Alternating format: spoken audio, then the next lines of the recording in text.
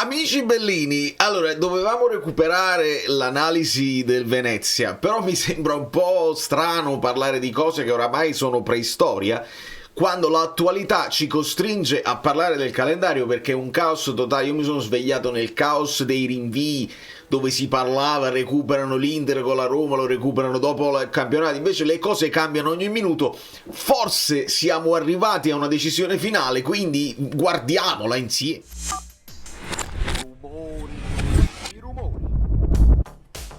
Do il benvenuto a Luigi Esposito e a tutti i nuovi iscritti. Ringrazio tutti con veramente di cuore per i numeri del canale che sono esplosi nell'ultimo periodo, e il like lo sapete che scatta automatico, ma di fronte a certe cose tutte italiche è difficile chiedervi like per quello.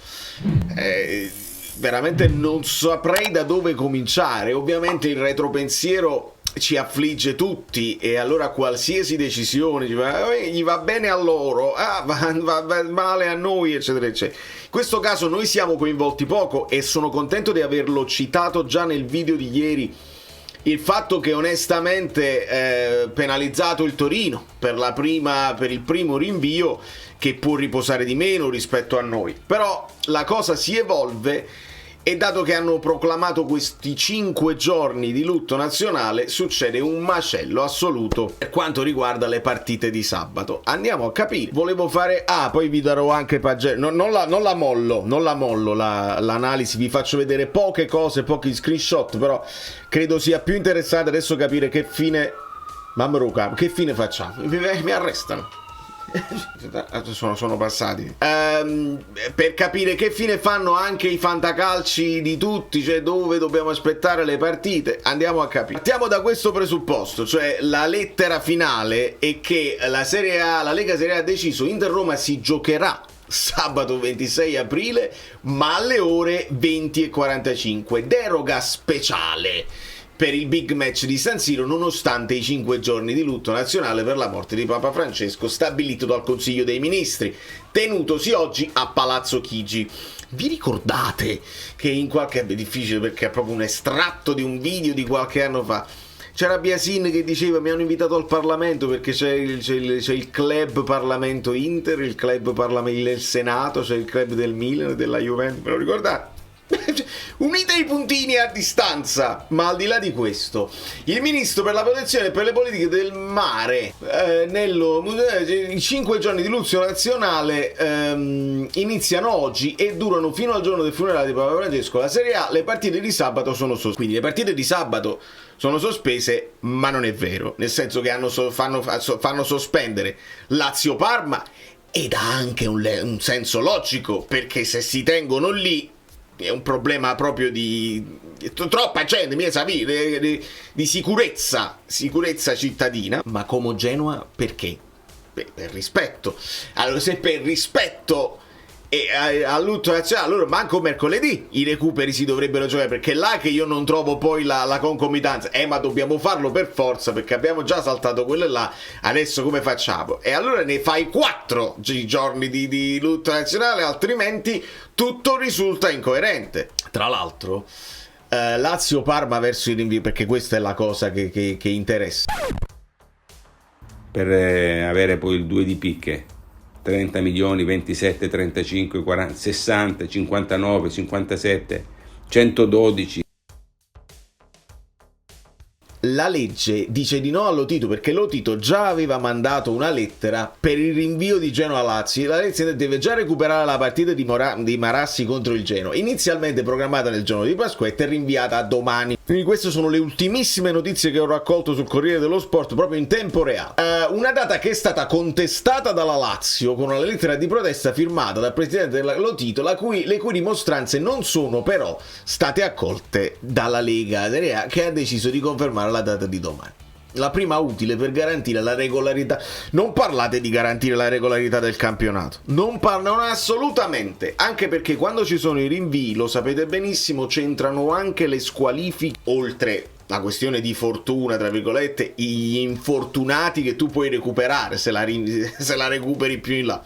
ma ci sono le squalifiche che devi scontare alla prima partita utile e non nella partita dove avresti dovuto scontare le squalifiche. Ma ci torniamo. Quindi le 4 partite rinviate che nonostante si recuperano domani. Lazio-Parma però va verso il rinvio. L'ipotesi di uno slittamento in programma della capitale, attesi migliaia di fedeli e di pellegrini, ma anche i capi di governo, venne pure mister con quella...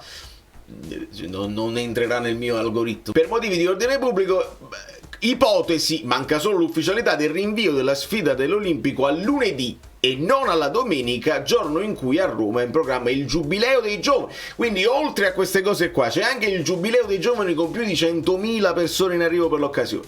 Quindi se esiste una deroga speciale, se esiste una situazione ad hoc particolare, è proprio delle partite che si giocano a Roma, cioè la partita di Lazio-Parma. Per una serie di casualità devi per forza spostarla da qualche parte perché si creano dei problemi. Non contano la Serie B, chi se ne frega, perché noi ovviamente guardiamo sempre nel nostro orticello, no? E se quelli recuperano, loro non gioca a bastoni, che adesso ne parliamo. Serie B, chi se ne frega, si giocheranno tutte martedì 13 maggio le partite della 34esima in programma, rinviate perché ovviamente così il calendario prevede per ieri la disputa di tutti gli incontri. La giornata quindi si recupererà dopo la 38esima in programma venerdì 9 maggio, che da calendario doveva essere l'ultima. E vabbè, doveva essere l'ultima della stagione. Per questo motivo saranno rimodulate le date di playoff e playout. Ma veramente state facendo? Ma è talmente... Il paese laico! Catanzaro-Palermo rinviata a domenica. Questo quanto ho scritto dal Catanzaro sul profilo a proposito del rinvio. La partita Catanzaro inizialmente prevista per sabato 26 aprile alle ore 17:15 sarà disputata domenica alle ore 15. Lo slittamento è dovuto alla sospensione eccetera eccetera. Quindi alcune saltano, alcune vengono spostate, tranne quella dell'Inter, che però non avviene a Roma, non è Roma-Inter, è Inter-Roma, quindi si poteva anche fare, ma viene mantenuta nel giorno di sabato, quindi l'unica squadra che ha la deroga speciale, perché immagino e posso capire perché c'è la Champions, perché non esiste proprio. Allora per portare avanti la cosa di un giorno in meno di riposo non esiste eccetera eccetera, facciamo una deroga speciale solamente per l'Inter in modo tale che hanno un giorno in più per recuperare per la Champions. Se fosse stata spostata più in là, più in avanti, come un'ipotesi, come data da ipotesi a inizio giornata, che io non ho acceso il video proprio per sapere una cosa certa,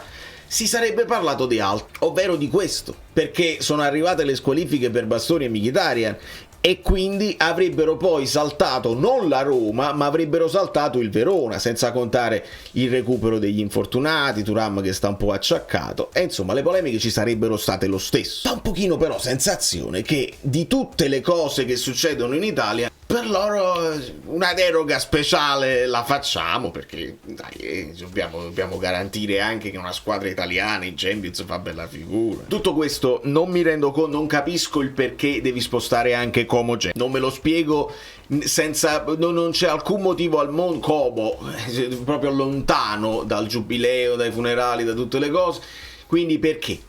Perché io capisco Lazio-Parma, lo capisco assolutamente, ma Como Genoa perché? Perché devi dare questa sensazione che la partita dell'Inter è più importante della partita del Como? Questo non è accettabile in un paese che vuole dire no, ma tutte le squadre sono importanti. Guarda che succede in Serie B, guarda che succede dalle altre parti. Insomma, veramente impossibile. Fermi tutti, non è vero niente.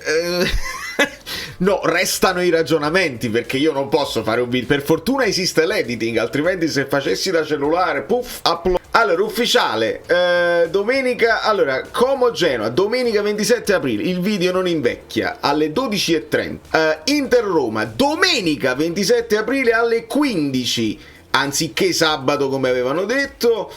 Lazio Parma lunedì 28 alle 20:45. Quindi tutto mi sembra un po' più logico che no, la deroga solo loro non era il caso, ma il ragionamento resta. Quindi non mi farete invecchiare il video così.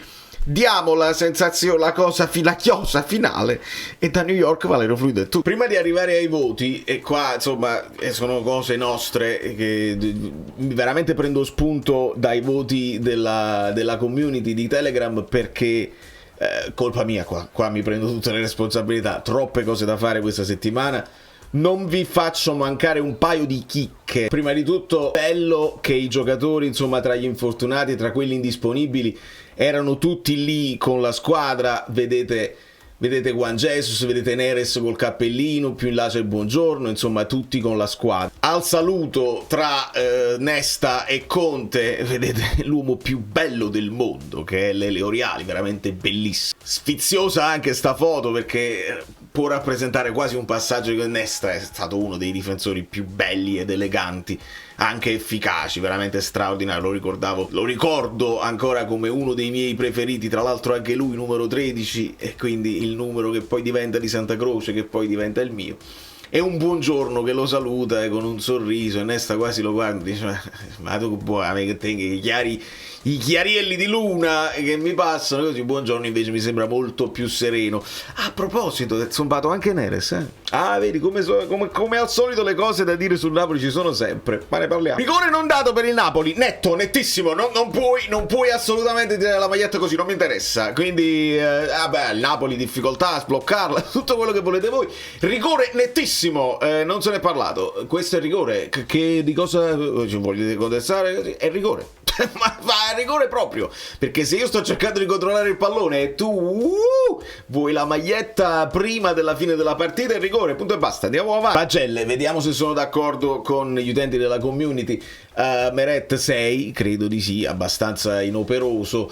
Di Lorenzo 5,5, in effetti è mancata un po' la spinta di Lorenzo, la costruzione anche a centrocampo solita, probabilmente la presenza di Gilmour, che non ha performato tantissimo nel primo tempo, ha dato un po' di difficoltà. Rachmani 6, potrebbe anche essere un 5,5, perché nel secondo tempo poi dopo, no, forse non per colpa sua, ma è diventato anche un punto di riferimento. Il Napoli che spingeva con tutti gli effettivi, doveva fare anche da regia e non è stato sempre precisissimo. Mi piace confermare il 6 a Rafa Marin, anche per una questione di fiducia, perché aveva cominciato molto bene e poi, segnalato da tutti i siti, insomma SofaScore, 99% di passaggi riusciti, quindi molto preciso nell'uscita, ovviamente passaggi facili, ma va bene, e ha tenuto molto bene fino al cartellino giallo nel primo tempo. Nel secondo tempo ha gestito col cartellino giallo addosso, quindi bene, anche perché su lui ci dovremo affidare. Olivera 6, penso di sì, alla fine sì. 6 meno, Gilmour sì, perché non mi è sembrato in palla come altre volte. Lobotka 6, però qua come Lobotka così Anghissà scendo a 5,5 nonostante bravo Lobotka sì, però mi sono preso troppa paura nel finalissimo, quando entrambi hanno un po' cincischiato invece di far sparire quel pallone, quindi abbasso a 5,5 Lobotka e Anghissà. McTominay 7, se non 7,5, perché alla fine quanto tu li devi pure pesare i gol, e lui spesso ha fatto gol che ti sbloccano la partita, i gol dello 0-0 che poi diventa 1-0. Questo è un gol pesantissimo. 5,5 Politano, con la morte nel cuore, con il dispiacere, mamma mia, devi segnare là con Turati, assolutamente. 5,5 Spinazzola, anche lì sì, ci aspettiamo qualcosa in più. Bisogna risolvere la questione Neres, perché adesso ne approfitto, ne parliamo.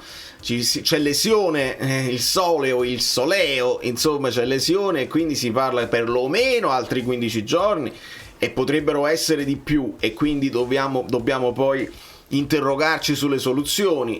Le conosciamo, Spinazzola lì, oppure l'ingresso di Raspadori con McTominay che può slittare un po' più sulla sinistra. Okafor una partita la può giocare o non è proprio il caso? Ce lo chiediamo e ce lo chiederemo fino alla fine, ma insomma bisognerà fare di necessità virtù in queste ultime partite. Quando vi dico sì, il calendario, tutto quello che volete voi, ma dipende dal Napoli, che è comunque in grandissima emergenza in questo periodo. Lukaku 5,5, sì, pochi palloni da gestire e non mi è sembrato reattivo come altre volte. Raspadori 7, sono d'accordissimo, perché ha cambiato l'inerzia della gara, si è messo in quegli half space dove veniva a fare un'ulteriore regia insieme ai centrocampisti che avanzavano, ha smistato, e poi l'assist per McTominay. È entrato voglioso Simeone, poca roba Ngong, Conte 5,5, ma io il voto, lo sapete, il voto all'allenatore tendo a non darlo mai, a volte lo dimentico, a volte dico ma come, io un pochino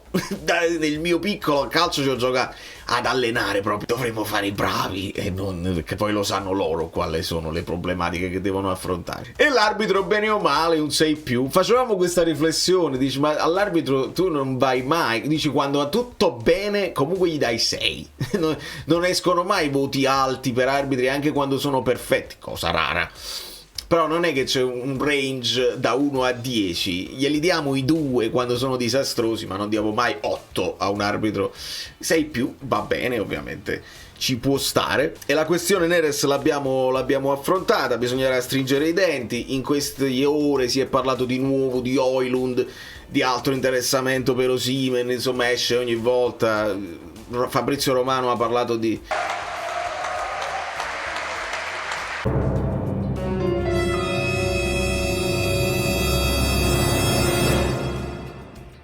interessamento concreto, ma non c'è accordo sull'offerta, sulla richiesta. Non so se si tratta dell'ingaggio per il ragazzo che vuole quello che vuole, oppure se non vogliono spendere i soldi della clausola e vogliono trattare con il Napoli. Lo capiremo, adesso è prematuro parlarne.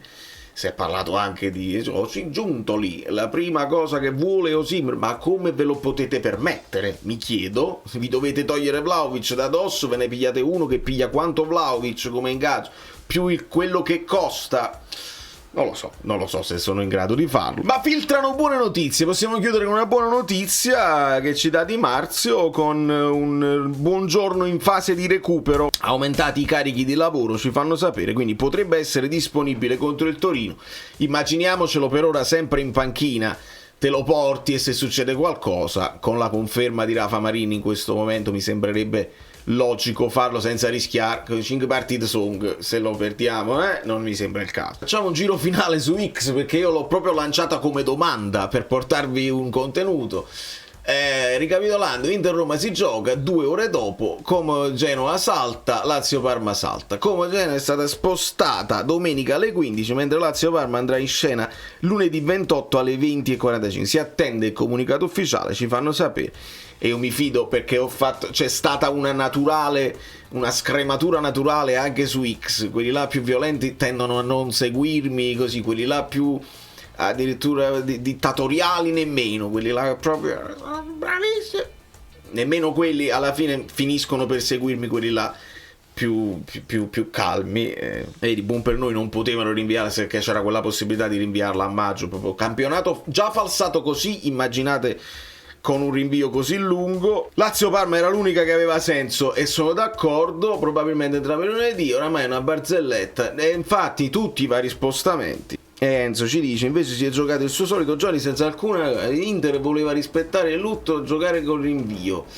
Non è che è stata la stessa Inter a chiedere la deroga, no, lui dice che è proprio il contrario, acciderbolina, sottolineava certi personaggi veramente lasciano il tempo che trovano. La chiudiamo qui, vi ringrazio per l'ascolto, per la vostra carissima disposizione.